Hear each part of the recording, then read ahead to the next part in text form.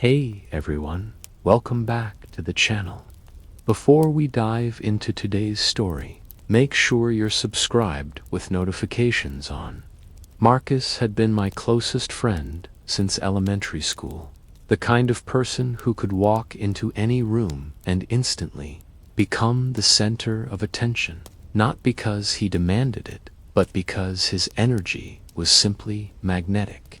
He had this way of finding adventure in the most mundane situations, turning a trip to the grocery store into an epic quest. So when Marcus vanished without a trace, it didn't just leave an empty space in my social circle, it shattered my entire understanding of reality.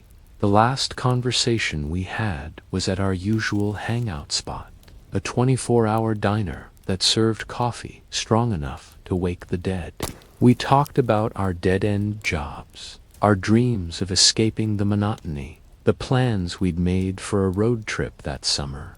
Marcus joked about how his cubicle job was slowly draining his soul, one spreadsheet at a time. 3 days later, his phone went straight to voicemail. Initially, I assumed he was having one of his digital detox moments. Marcus would occasionally disappear from social media and ignore his phone for a few days, claiming he needed to reset his brain. But when those days stretched into weeks, alarm bells started ringing. His family filed a missing person report, but the investigation hit dead ends immediately. No signs of struggle. No unusual financial activity, no witnesses. It was as if Marcus had simply stepped out of existence. His coworkers were equally baffled. He'd left the office on Thursday evening, waved goodbye to the security guard, and by Monday morning, his desk chair sat empty. Months crawled by. His parents gradually stopped calling with updates. His younger brother stopped asking if I'd heard anything. The world moved on, but I remained frozen in that moment of uncertainty. Then, 8 months after his disappearance, Marcus's brother contacted me. While cleaning out Marcus's apartment, the lease was finally expiring. He'd discovered a laptop hidden behind a false panel in the closet. "Maybe there's something on here that could help," he said, handing over the device with hands that trembled slightly. The laptop was ancient, held together with electrical tape and covered in dust. When I powered it on, a password screen appeared. I spent hours trying every combination I could think of: his birthday, childhood pet names, favorite movie quotes, inside jokes from our friendship. Nothing worked. I spent 2 weeks researching password bypass techniques, watching tutorial after tutorial, until finally I managed to access the desktop. What I found there would haunt me forever. The desktop appeared normal at first glance: a few standard folders, some old photos, a text document labeled grocery list, but buried deep in the file structure was a folder that made my blood run. Inside were dozens of links, strings of random characters ending in .onion.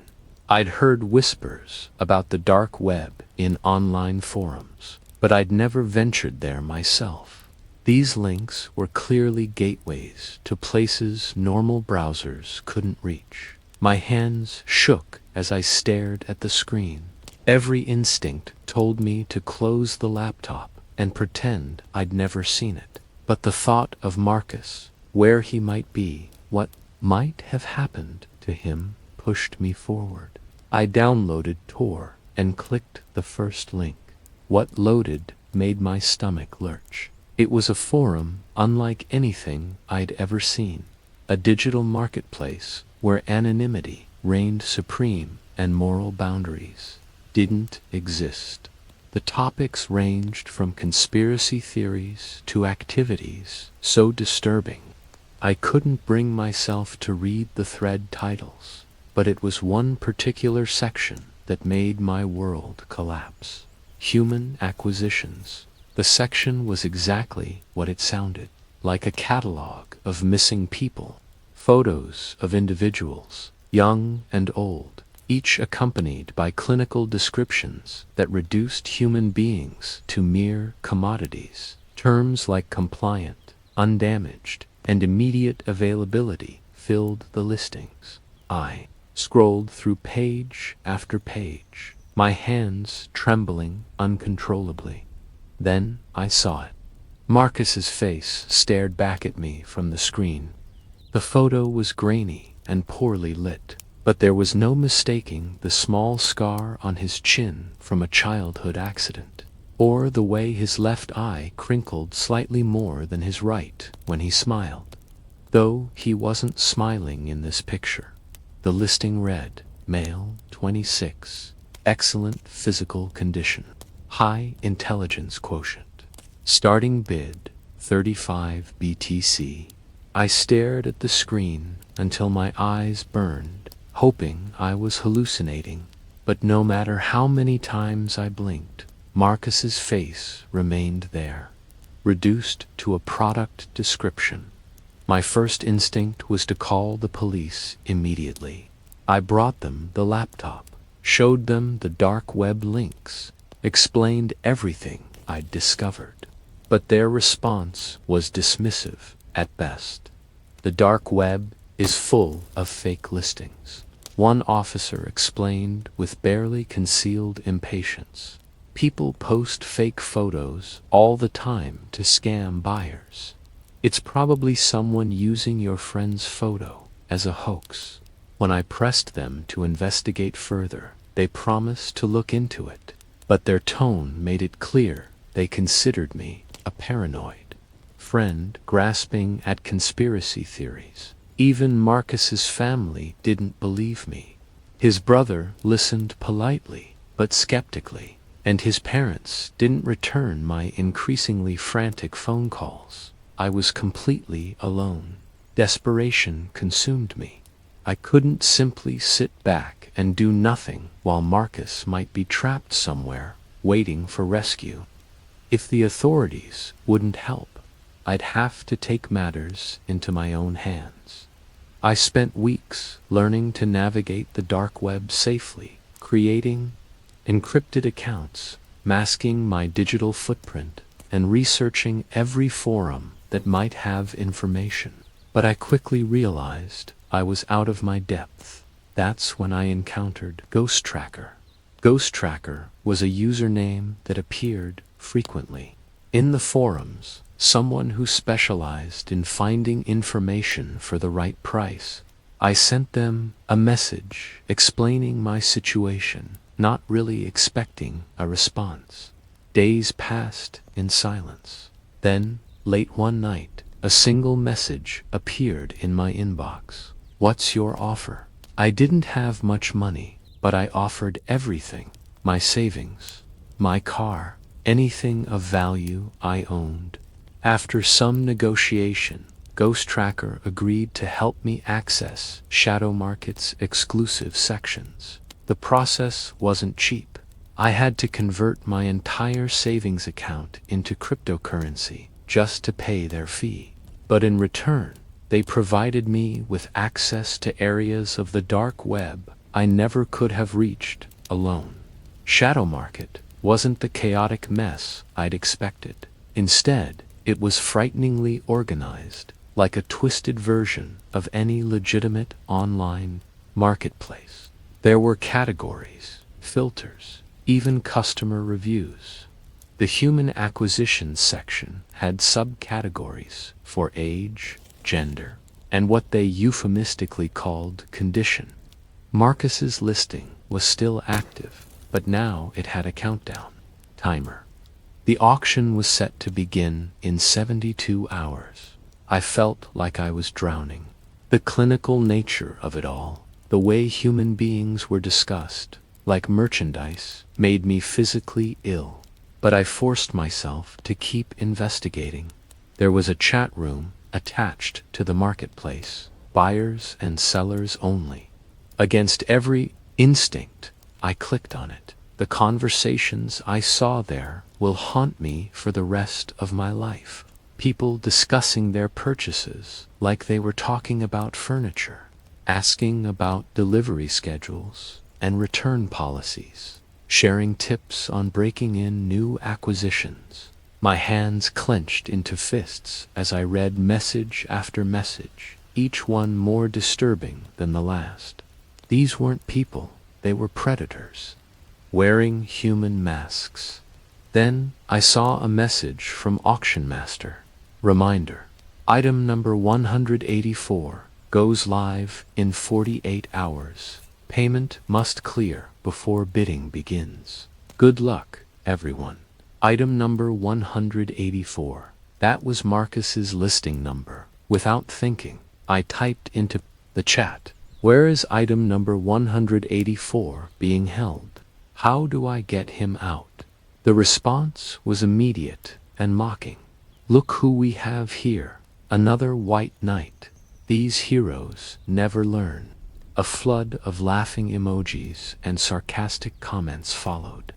Then I received a private message from Auction Master. "Curiosity killed the cat. Walk away now, or you'll join your friend." I slammed the laptop shut, my heart pounding like a jackhammer. For a moment, I considered taking their advice, closing everything down and pretending I'd never seen it. But Marcus's face kept flashing in my mind. He wouldn't abandon me, and I couldn't abandon him. I spent the next day preparing.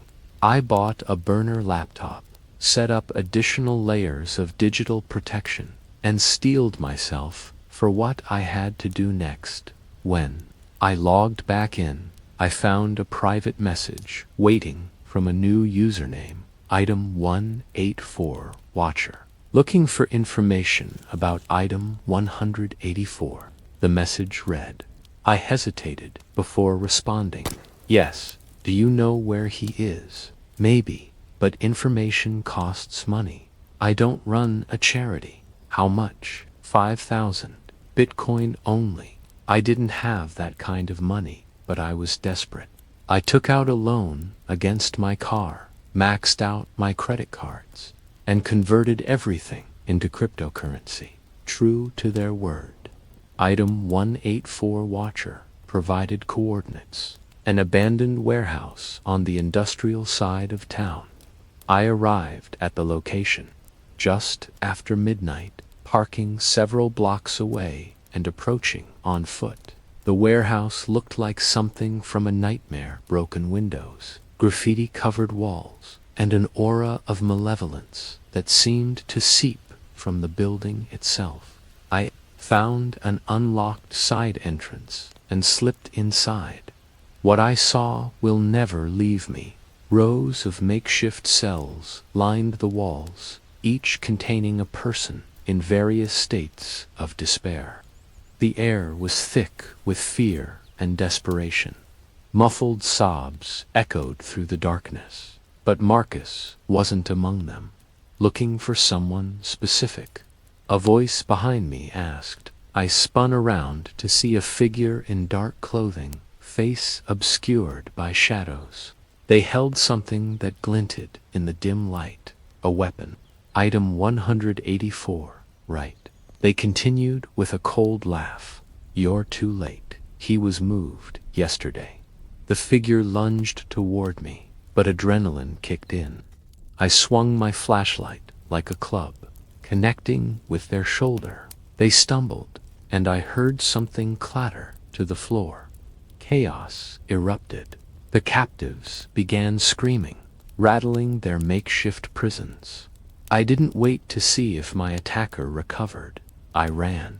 Behind me, I heard shouting, then the sound of vehicles starting up. Headlights swept the area as I ducked between abandoned buildings, my heart threatening to burst from my chest. I managed to lose them in the maze of industrial streets, but I knew this was far from over. When I finally made it home, I found a message slipped under my door.